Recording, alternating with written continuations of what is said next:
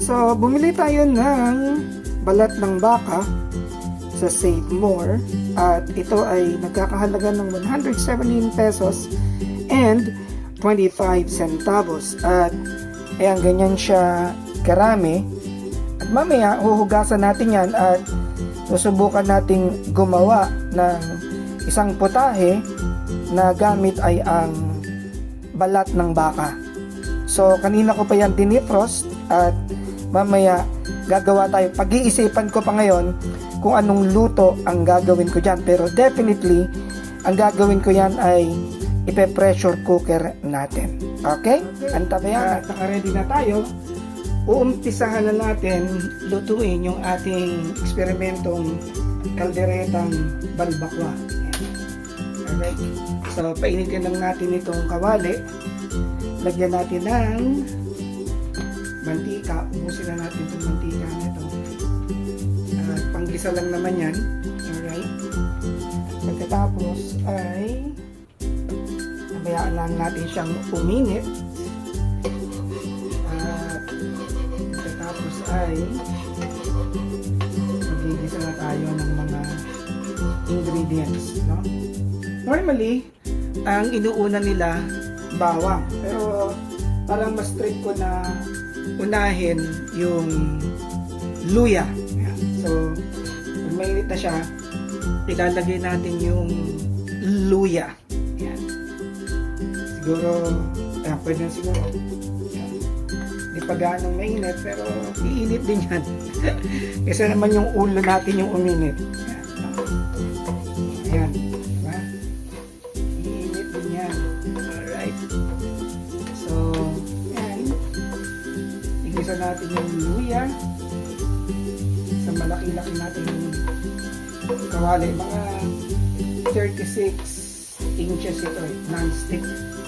Tapos isusunod natin ang sibuyas. Yan.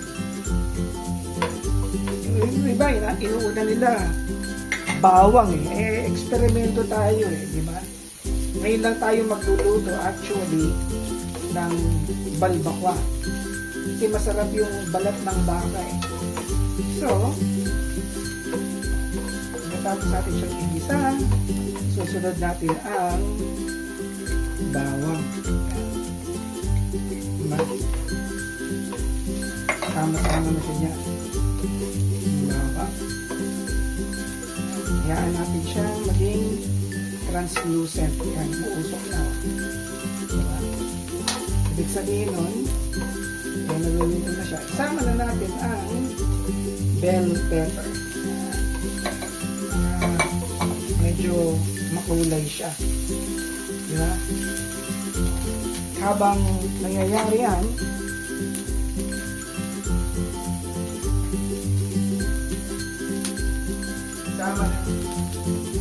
isama na nating igisa yung malambot na balat ng baka. At nakalambot na. At kung ito ibebenta natin sa, lagay mo na 50 isang piraso, magkano yan, diba? Isa, dalawa, tatlo, apat, lima, ito, 8, 10. O di sa 10 meron ka ng 500.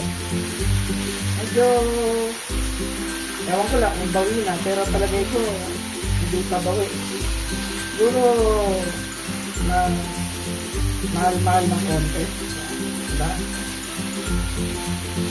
Dahil malambot na siya, ilalagay na natin yung tomato paste. Lagyan natin ng tomato paste. Yan ang bibigyan dyan ng flavor. Tomato paste. Eh, paano ba yan? Ba't yan ang inuuna mo? Yan ba yung nakita mo? Eh, hindi. Pacham nga eh. Ibig sabihin, pachamba. Diba? Isama na natin yung tomato paste dyan. At lagyan natin ng konting sabaw. Diba? Yung shake, yung broth niya ng konti. Lagyan natin ng konting sabaw para maluto. Lalagyan natin siya ng konting beef cube. Nor beef cube. Haluin natin.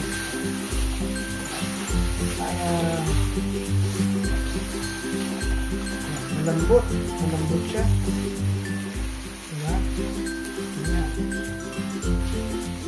Medyo makulay. Kaya ito, hindi na natin to lalagyan actually ng atsuete. Diba? Lalagyan natin siya ng konting paminta. Hindi na konti. Sarap yung may paminta. At konting asin. Sila niya. Lagyan natin siya ng patis. At dahil natutuyo siya, dadagdagan natin ng konting sabaw. Yan. Para mahalo. Diba? Diba? At ang magpapalapot dyan, yung collagen ng balat ng baka. Sobrang lambot sa 45 minutes. Oh. Diba? Medyo okay na siya. Siyempre, ilalagay natin yung ating secret ingredient, yung eksperimento natin. Ang eksperimento natin ay ang Reno liver spread. Yan. Lagyan natin siya ng Reno liver spread. Anong lasa nito? Lasang Reno. Ganun lang naman yan. Nag-eksperimento lang tayo. Kahit anong eksperimento yan, ang sinisigurado ko masarap yan. Okay? At hihinaan natin ng konti yung apoy. Okay. Kasi ilalagay natin yung tanglad. Okay. Kasi ilalagay na natin yung natitirang sabaw. Okay. Lagyan natin siya lahat. Yan. Alright. Ilagay na natin siya at kukuluan lang natin.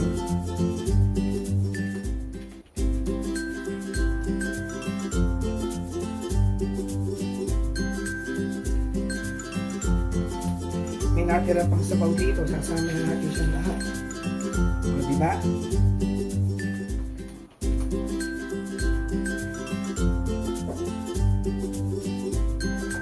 Tapos, ilalagay na natin itong saging. Yan.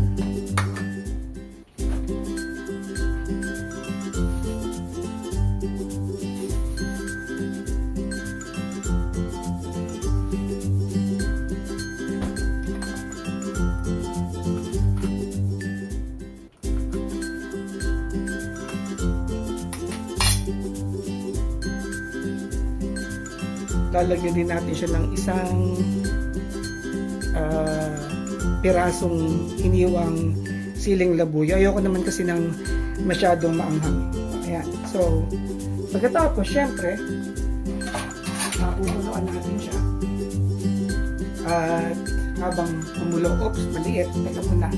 Mali yung nakuha nating lalagyan yung takip. Pala yung takip, nasa ilalim. Okay. Ayan. So, babanlawan ko lang ng konti.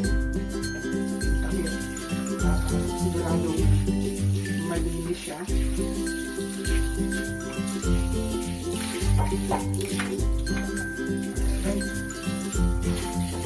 At tatakpan natin siya.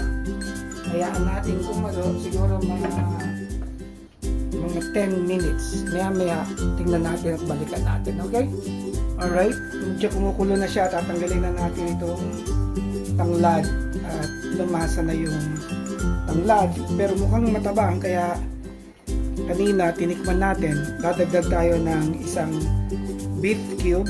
At syempre, lalagyan natin siya ng patis. Hindi yan alak patis. Konting patis.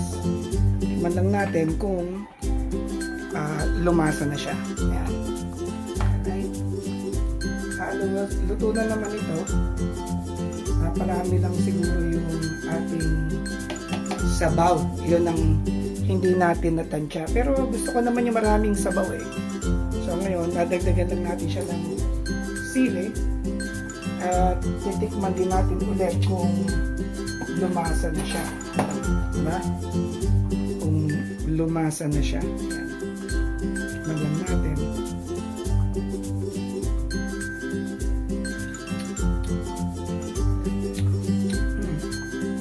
Medyo okay na.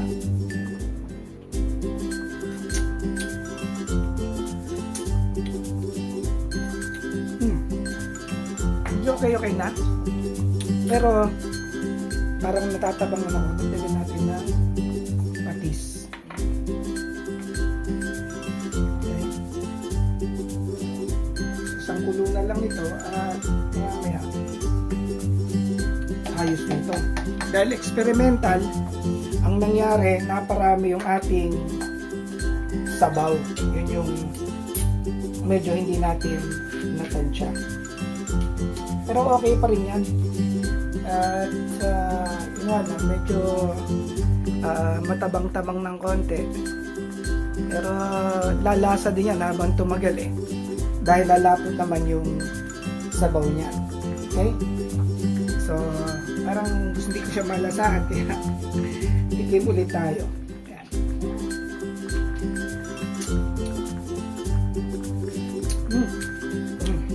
Pwede na. Pero parang natatabangan ako. Kaya itotodo ko na yung patis. Ayan. Lalagyan lang natin ng konting pampalasa. Hindi naman siguro masama ng konting tak. Ajinomoto. Ayan, sandali lang. Pampalasa. Yun. Alright.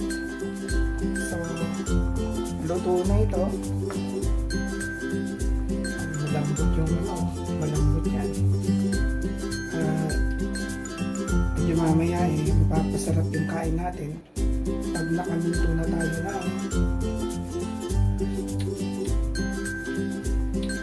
kanin.